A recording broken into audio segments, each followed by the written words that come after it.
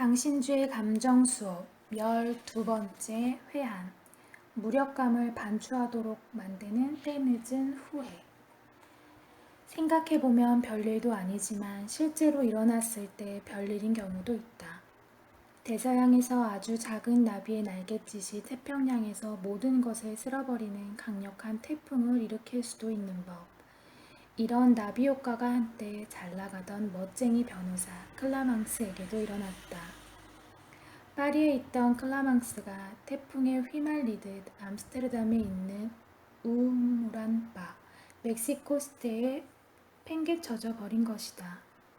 아니 정확히 말해 모든 것을 버리고 스스로 추방의 길 혹은 속죄의 길을 선택한 것이다. 이곳 클라망스는 속죄 판사를 자처하며 바에 들른 사람들이 어떤 죄를 지었는지 냉정하게 심판하는 역할을 자임한다. 그리고 타인의 죄를 심판하기에 앞서 그는 먼저 자신이 지은 죄를 담담한 어조로 털어놓는다. 영원한 이방인이자 반항하였던 알베르 카뮈의 소설 전락은 온통 클라망스의 독백으로 가득 차 있다. 클라망스의 죄는 무엇이었을까 궁금하다. 그의 육성을 잠시 들어보자. 그날 밤 나는 폭로아야를 건너 생강 왼편에 있는 집으로 가려던 참이었지요. 자정이 지나 1시였는데 보슬비가 내리고 있었습니다. 이 다리 위에서 나는 난간 위로 몸을 숙이고 강물을 내려다보고 있는 듯한 한 형체 뒤를 지나갔습니다. 가까이 가보니 검은 옷과 입은 호리호리한 젊은 여자였습니다. 거무스름한 머리카락과 외투기 사이로 비에 젖은 싱그러운 목덜미가 눈에 확 띄었지요. 이것이 내 감각을 자극했습니다만 약간 망설이다가 가던 길을 계속 갔습니다. 그리고 다리 끝에서 다시 살고 있던 생미셸 방향 강변으로 접어들었습니다. 약 50m쯤 갔을 때 그 소리가 들렸습니다. 사람이 강물로 뛰어드는 소리였지요. 꽤 먼 거리였지만 밤의 정적 탓에 그 소리가 내 귀엔 엄청나게 크게 들렸습니다. 우뚝 걸음을 멈췄지요. 하지만 돌아보지는 않았습니다. 거의 곧바로 외마디 미령이 들렸고 몇 번 더 이어졌지요. 이 소리 역시 강으로 내려갔고 뚝 끊겨버렸습니다. 갑자기 굳어버린 어둠 속에 침묵이 흘렀고 이 침묵은 끝없이 지속될 것만 같았습니다. 달려가고 싶었지만 몸뚱이가 꼼짝하질 않는 겁니다. 추위와 충격으로 바들바들 떨고 있었던 것 같아요. 속으로는 빨리 가봐야 한다고 되뇌었지만 저항할 수 없는 무력감이 온몸으로 퍼지는 듯 했습니다. 그때 무슨 생각을 했는지 기억나진 않지만 아마 너무 늦었어, 이미 늦은 거야 라거나 아니면 그 비슷한 말이었을 겁니다. 아마 여러분은 클라망스의 이야기를 듣고는 고개를 갸우뚱거릴지도 모르겠다. 자살한 여자를 구하지 못했다는 이유로 파리의 생활을 접고 마치 죄인처럼 살아간다는 것은 선뜻 납득이 되지 않기 때문이다. 더군다나 자살한 여자는 그에게 생면부지의 남 아니던가. 그러니까 별일도 아닌데 그렇게까지 자책할 건 없다고 그를 위로할 수도 있겠다. 그렇지만 아무리 객관적인 조언에 그가 고개를 끄덕인다 할지라도 자살하려는 여자를 구하지 못했다는 책임은 이미 그의 영혼에 지울 수 없는 죄로서 각인된 것을 어쩌겠는가? 이렇게 별일도 아닌 일이 별일이 되어 한 사람에게 속죄의 삶을 강제하고 있는 것이다. 그렇지만 우리에게 별일 아닌 일도 어떤 사람에게는 치명적인 일일 수도 있다. 마르크스도 말하지 않았던가? 인간과 관련된 어떤 일도 사소한 것은 없다라고. 어떤 사람에게는 혁명보다 더 중요한 일도 없지만 어떤 사람에게는 등이 가려운 것만큼 견디기 힘든 일이 없을 수도 있다.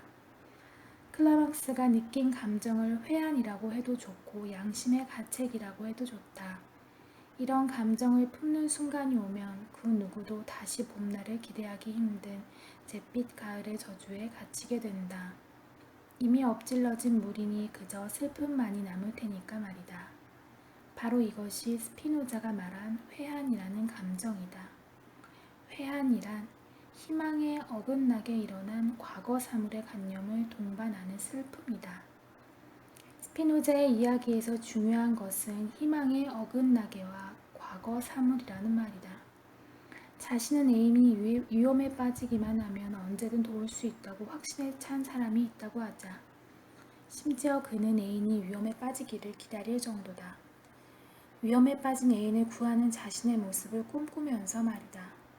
불행히도 정말로 애인이 위험에 빠졌다.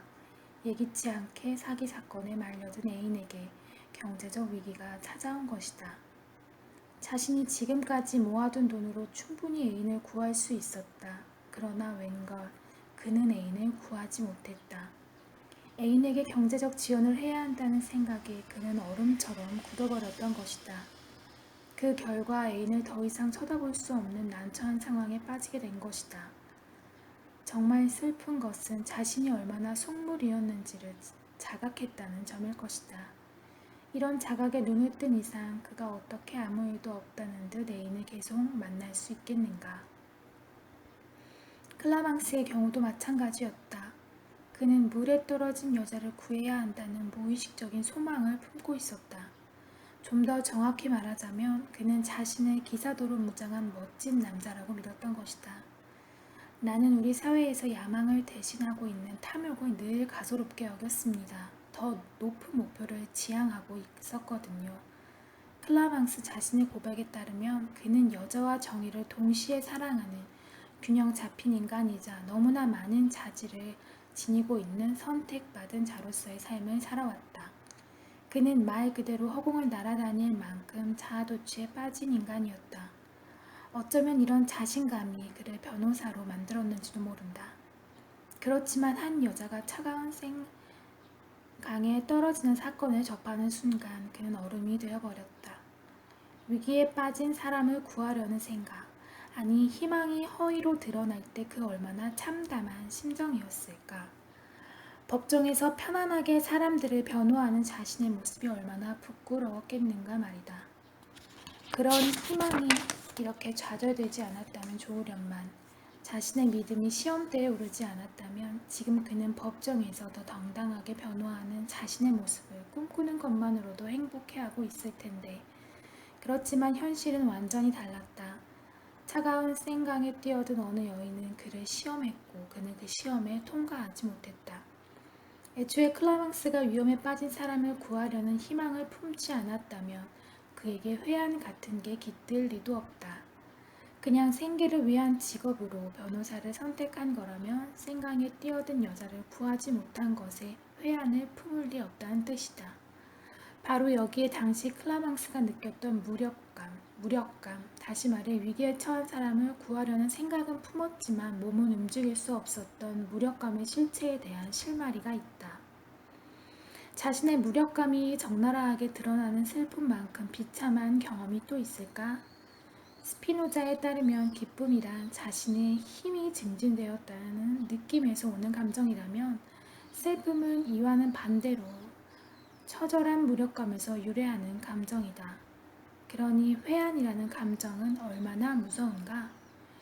위기 상황에 이르면 타인을 구원하기는커녕 항상 무력감을 느낄 것 같은 예감이 드는데 어떻게 우정이나 사랑과 같은 소망스러운 감정에 빠져들 수 있겠는가?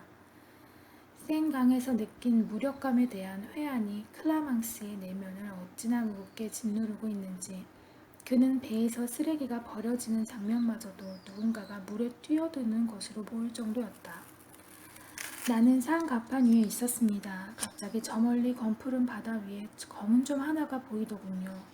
얼른 눈길을 돌려 버렸으나 가슴이 뛰기 시작했습니다. 마지못해 고개를 돌려 다시 보았을 땐 검은 점은 이미 사라지고 없었습니다.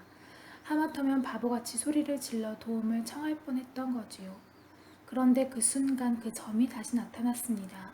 알고 보니 배들이 지나가면서 버린 쓰레기들 중 하나였습니다. 그러나 차마 이것을 똑바로 쳐다볼 수가 없었습니다. 즉시 익사자가 연상되었기 때문이지요. 회한의 감정을 지울 수 없는 상처처럼 품고 있는 클라망스의 삶은 얼마나 고된 생일까? 어쩌면 여기서 그가 속죄판사를 자처한 이유를 짐작할 수 있겠다. 그는 살아가는 모든 사람들에게 자신과 같은 회한의 감정을 주입하려고 했던 것이다. 그러기 위해 클라망스는 무엇보다도 먼저 그들에게도 자기처럼 죄가 있다는 사실을 주지시켜야만 했다. 자기만 회한에 사로잡혀 있다면 그건 너무나 쓸쓸한 인생 아닌가. 다른 모든 사람들도 자기처럼 회한을 품고 속죄를 한다면 자신의 삶이 조금이나마 위로받을 수 있을지도 모른다. 속죄 판사 클라망스의 노력은 이런 허황된 자기 위로였던 셈이다. 그렇지만 암스테르담의 남루한 바에 들르는 모든 사람들을 회한의 세계에 빠뜨리려는 절망적인 노력이 그를 얼마나 위로할 수 있을까? 참 씁쓸한 일이다.